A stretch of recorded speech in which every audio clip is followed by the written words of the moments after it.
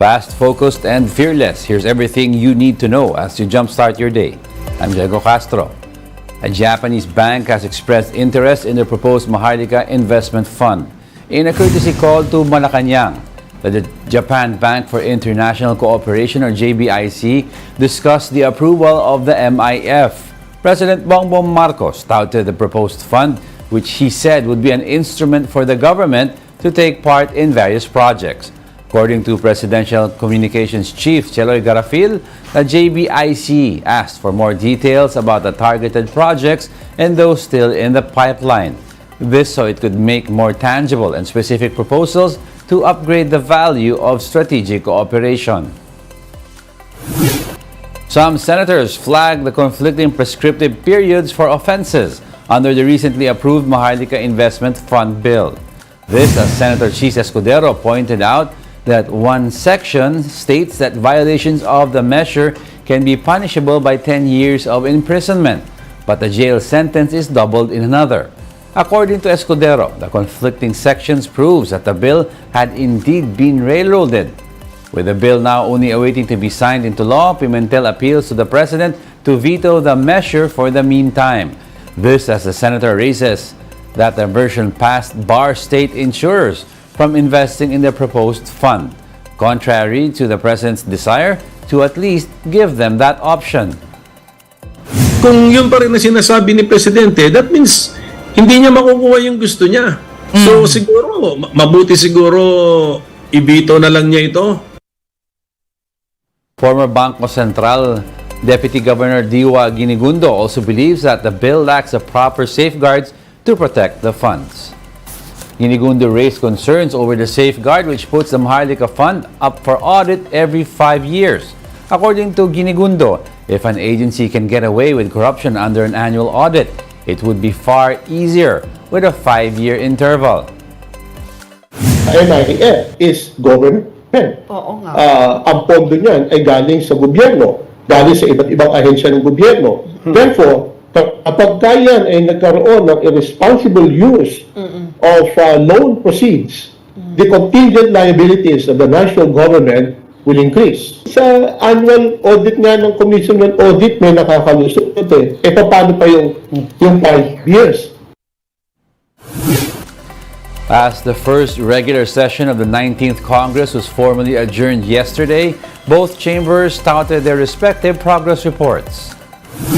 Over in the Senate, lawmakers have approved 8 priority measures of the Marcos administration. 3 of these have been signed into law. These are the SIM Registration Act, the Act postponing the barangay elections, and the AFP fixed term law. 5 measures have yet to be signed, including the recently passed Maharlika Investment Fund Act. In total, 22 bills have yet to be signed into law by the President. At the lower house, House Speaker Martin Romualdez noted that they were able to pass on third and final reading 33 of the administration's 44 priority bills. These include the establishment of the Virology Institute of the Philippines and the E-Governance Act. We'll be back with more stories after the break. Keep it here on One News.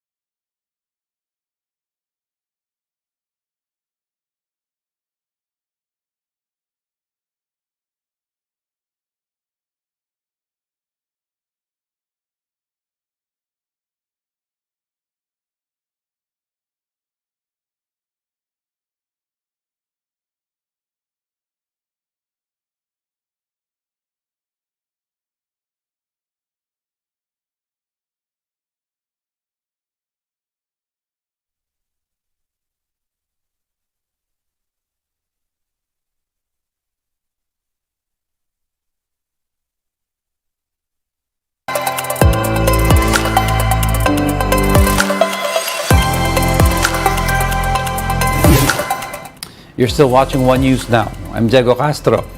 Former President Rodrigo Duterte has once again rejected calls for him to be the drug czar of the Marcos administration. The former president said that it doesn't seem right since there is a duly elected president and that it is now President Bongbong Marcos' job to enforce the law and solve crimes.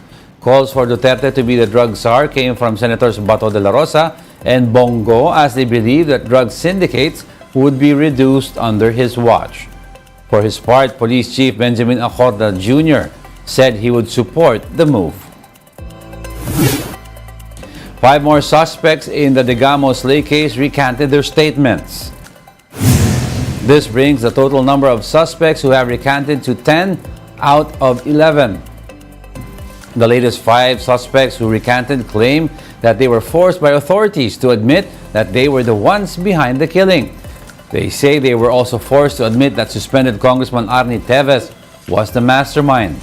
3 of the witnesses even claimed that they were blindfolded, handcuffed, and were subjected to various forms of physical abuse and torture. Justice Secretary Remulla believes the suspects may be conspiring to cover up their crime. But this statement was slammed by Teves. Bakit gusto nilang maiwan sa NBI kung tinorture sila sa NBI? I'll ask you that. Kung talagang tinorture sila sa NBI, ba't gusto nilang maiwan sa NBI? Ba't ayaw nilang malipat sa palabas ng NBI? So is that consistent with somebody who was tortured in that place? Alam niyo, ang tingin ko, ang nagsispin yung utak niya. Ay naku, sabay, siguro dahil din sa pulbus, ang bilis niyang magalit. Kung hindi naaayon sa gusto niyang script, nagagalit siya. Meanwhile, Teves' camp is looking to seek the help of the Supreme Court against the new suspension order imposed by the House of Representatives. The House has suspended Teves for another 60 days and took away his committee memberships due to his continued absence. 285 congressmen agreed to have Teves suspended due to disorderly behavior and for his absence without leave. We can have administrative remedies depending on the circumstances. But right now, since the plenary has not yet acted on the recommendations of the committee, then we will have to adopt a wait-and-see attitude. One for all for one. The hosts of Eat Bulaga stayed true to their famous tagline as they filed a mass resignation from Tape Incorporated. The resignation letter flashed on your screens was signed by host Paulo Ballesteros, Jose Manalo, Wally Bayola, Maine Mendoza, Raisa May Dizon, Ryan Agoncillo, and Alan Kay. In the letter, the 7 hosts said that their decision came after what happened yesterday on the noontime show. It also said that their resignation took effect on May 31, just soon after Tito, Vic, and Joey announced that they are leaving Tape Incorporated. In response, Tape Incorporated released a statement saying that although they are saddened by the latest development, the host's decision to leave the production company is not the end of the world. Tape Incorporated assured their viewers that Eat Bulaga will bring better, quote, isang libot, isang tuwa to their viewers mula Apari hanggang Holo at sa buong mundo. These are famous catchphrases used in the program. Speaking to 1PHS Julius and Tintin, Tito Soto says he found the statement funny as Tape used the same phrases that the host created for the show. He also confirmed that the hosts have filed a trademark application for the show back in February. Soto says Tape could continue to use the Eat Bulaga name pending the Intellectual Property Office's decision on their application. Sa ngayon siguro, baka akala nila dahil meron silang copyright on merchandising goods, meron silang copyright na final for those, pero mga merchandising yun. Kami nakafile sa Section 41, which is entertainment services. Hindi sila nakafile doon. Hintayin natin ngayon ang desisyon ng IPO. Yun ang mangyari. Yung intellectual property. Kakataluan. And that's it for this hour. Join us again at 7:45 a.m. as we continue to monitor the day's biggest stories. I'm Diego Castro. We are One News. All sides, all the time.